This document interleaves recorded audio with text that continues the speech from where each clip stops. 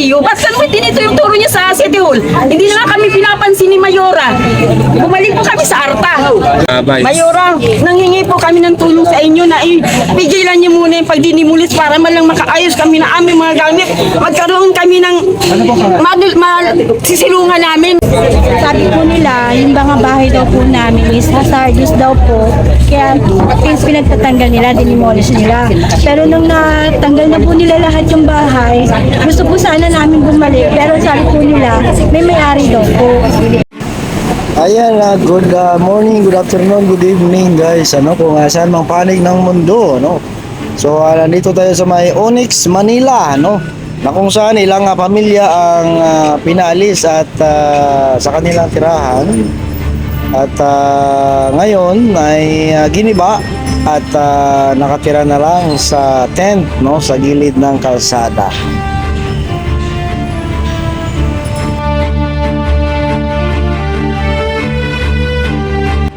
Pero siyempre to the rescue naman ng ating mahal na si Mama Ratamundong na nagbigay ng konting tulong, dagdag panggastos. Ang kiniklaim na lang may-ari ng lupa. Hindi naman po kasi yung total na nangyari. Sa bagay kung pagbabasya ang illegal election. Kaya ano rin namin siya talagang hindi siya 20 square na So yung meaning, dito na kayo pinanganak. as in comes naman pa po. Ay malabo natin mga elders natin. Kung yung time na yun na nandun ako, pinabayaan ako na wala na mga elders namin, wala na lola ko, wala na yung nanay. Siguro, mensahe lang po sa kinaukulan. Ano po mensahe? Minsan na po. Opo, sa kinaukulan niyo po. Opo. Sana lang po, mabigyan kami ng tamang lugar. O kaya, yung sapat na revocation. Offer po nila 35%. Ano pong gagawin natin? So meron ba kayong mga leader para sa mga nakatira? May ano po? Meron po kayong leader na nangungulong? Para at least Hindi naman po, kami naman yun, katulad yung si Rodon, naglilid din. Tulong-tulong lang kami. Kumbaga, lahat tayo pwede mag-lead. Nag-share lang. sana po makamtamnan niyo yung gusto niyo makamit po sa'yo. Okay, sir. Sige po, thank you sir, thank you. Opo, sige po. Hindi yung date po yung hipag po, si Annabel, Pero talaga nakapangalan po dyan, hindi po Annalyn Palon. Annabel Flores. Ayun, Annabel Flores, hindi pala pwede.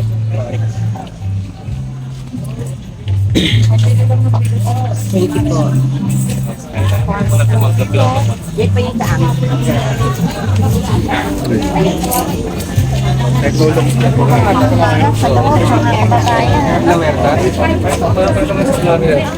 Balik-balik ako sa Malacanang. Ilang beses po ako bumalik sa Malacanang. Binigyan po ako ng papel, pinapuntaan sa City Hall. Pagdating ko sa City Hall, nag-live si Mayora.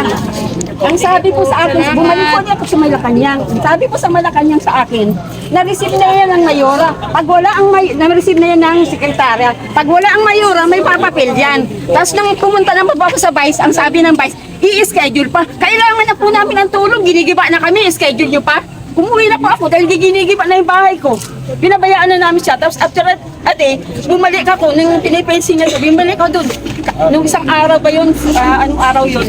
Ang sabi na naman po, balik ulit kami sa LGU. Ba't saan mo tinito yung turo niya sa City Hall? Hindi na nga kami pinapansin ni Mayora. Bumalik po kami sa ARTA. Sige po, ang sabi ng ARTA, sa Monday, nila yun. Nay, mensahe niyo po sa kay Mayora at Vice. Mayora, nanghingi po kami ng tulong sa inyo na pigilan niyo muna yung pagdinimulis para malang makaayos kami na aming mga gamit. Magkaroon kami ng sisilungan namin. Wala, hindi niyo pinakinggan, inabsinan niyo kami. Nag-live kayo. Sino Mayora? Ilang beses po kami pabalik. Sinong Mayora, ma'am? Mayora Lacuna po, Hani Lacuna. Ayun po yung mga receiving copy kami doon. Hindi po kami binigyan ng pagkakataon.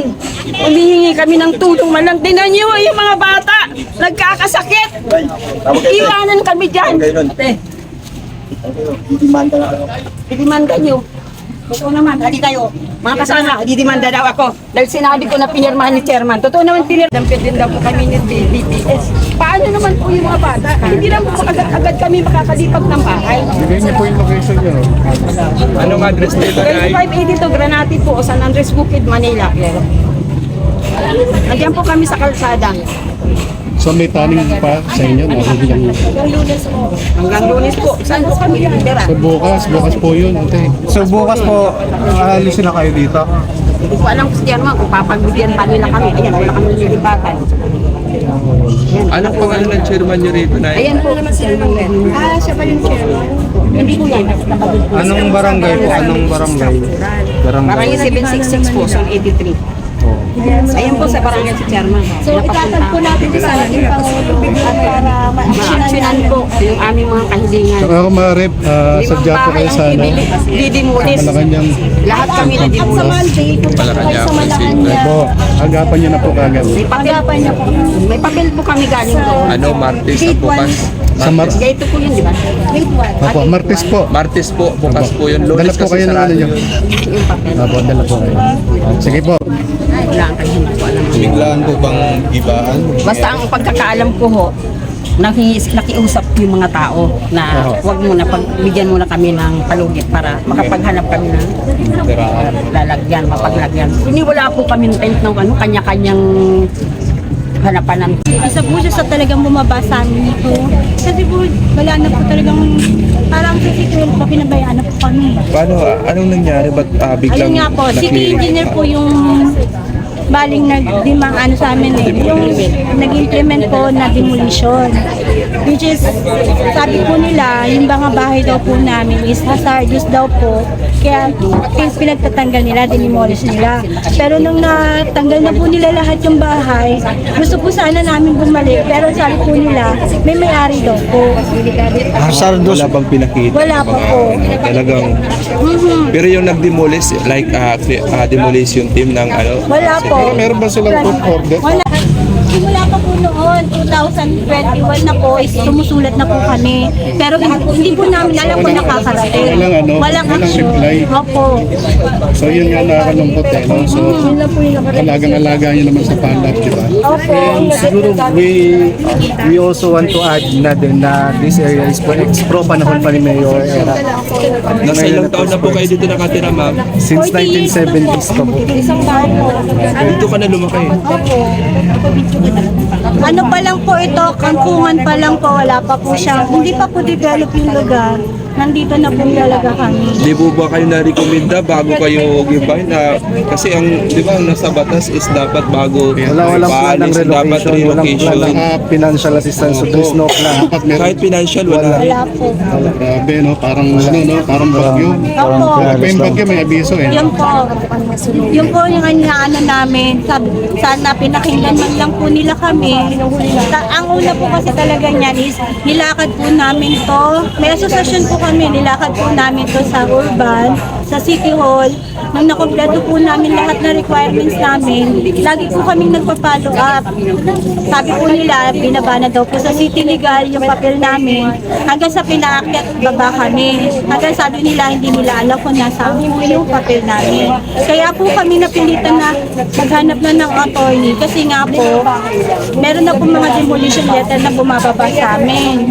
So yung bang letter nyo, meron ba kayong receiving copy? Meron po, So sir. yun po papakita nyo na pinare-receive nyo. Opo, lahat po yun, meron kami receiving. Opo, so bali ano yun, dapat po may kopya rin po kayo. Para just in case po na magkano kayo, mag-apila kayo, merong ipapakita at sasabihin sa inyo, sasabihin nyo, wala silang reply, wala silang. Wala po.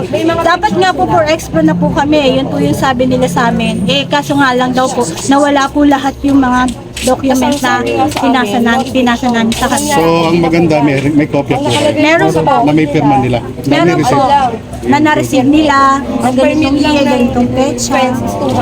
Yun lang po sana ang hinihingi lang po namin ng tulong sana is mabigyan po sana rin po kami ng private lawyer. Kasi po, sa totoo lang po yung mga ibang kasama namin is walang-wala na rin naman po talaga. Kaya po, doon po talaga talo po talaga kami pagdating po talaga sa pera. So na idulog niyo na po ba sa PAW yan? Etong during yung demolition, nagbaba ng letter yung Malacanang na nire-recommend na kami sa PAO. Sa PAO Pero hindi na po nila kami pinakinggan sir. Kasi hindi na nga po namin yun nalakad kasi nga po, ongoing yung talagang harassment po nila. Anong sabi ng PAO? Yung alam ko pinasa nung tumato yung presidente namin ngayon sa opisina ng PAO. Dun sa opisina ni Mayor kasi dun ayun yung ginawang letter ng office of the Malacanang office. So may recommendation yan from Malacanang to PAW. So ang maganda nun, yung after ng PAW, pwede kayong bumalik ulit sa Malacanang action complaint para at least ma-update din yung Malacanang kung ano nangyari sa PAW na nilakad nyo. Yun nga po sir, hindi na rin po sila nagantay ng mga Yun nga po, isang violation na naman yun. isa rin po. Pangalawa yung human rights, parang nawala yung... Kasi may mga videos din naman po na talagang nung nagano sila nang mag-demolish, ang dami pong sundalo, ang dami police. Hindi naman po mga kriminal yung nakakapit ko. Bakit naman po ganun yung ginawa sa amin? So parang isa pa, harassment pa. Yun din po yung talagang trauma yun sa amin eh. Kasi parang tahimik kaming namumuhay tapos ganun po yung ginawa nila sa amin. So sige po, mensahe po para sa ating mahal na Pangulo. Para at least Sa Pangulong Marcos po, opo, sana po nananawagan po kami na sana po matulungan po kami. Dahil matagal na rin po kami nanghihingi ng tulong. Hindi lang po namin alam kung nakakaabot po sa inyo. Pero sana po this time naman po nakaabot naman po yung mga nangyari ngayon kasi naman po madaming galing video na ibang-iba po yung nangyari talaga sa lugar na to. Yun lang po, sana matulungan niyo po kami. And then God bless po, thank you po. barangay number niyo lang. Barangay 766 po. So, Zone 83. Ma'am, baka ipanawagan ka pa kay Lord. una. Ayun, kay Mayora naman po. Sana naman po, Mayor, hindi pa naman Huli ang lahat. Di ba naman pulian natin? Sana naman po, pagbigyan niyo po kami na makabalik sa mga lugar namin. Kasi yung iba naman po talaga dyan, is hindi naman po ganun. Ka-worse yung bahay. Sana pinagbigyan nila yung iba na gawin yung bahay. Hindi po yung ganun na in-implement na nagbabase agad sa amin na demolition. Inubos po lahat ng bahay eh. Ang nakalagay nga lang po doon is ano lang po eh, bali ibang bahay lang po, pero dinimas po nila. Dinamay na iba. Opo. Tapos po nagsukat po sila after ng demolition. Sinukatan po nila. Kung talagang property nila yan, may sukat po sila bago pa po sila mag-demolish. At alam nila yung lugar na i-demolish nila. Pati nga po yung address eh, may 2584 rito na din-demolish din po nila. So madamay pa. Nadamay pa po. Madami po talaga silang... Ewan ko po. Kung pinag-aralan po ba talaga nila. Ma'am, how about kay Vice Mayor? Yun. Ayun naman po kay Vice Mayor po. Yun din po, nangingi rin po kami ng tulong. Sana po matulungan po kami dito. Thank you po. Sana po makamtan niyo po yung pinagdala. Opo, sir. Mag-wife po kayo, wag po kayo mawalan ng pag-asa. Opo, sir. Nandiyan po ang ama. Nakaalalay po sa amin.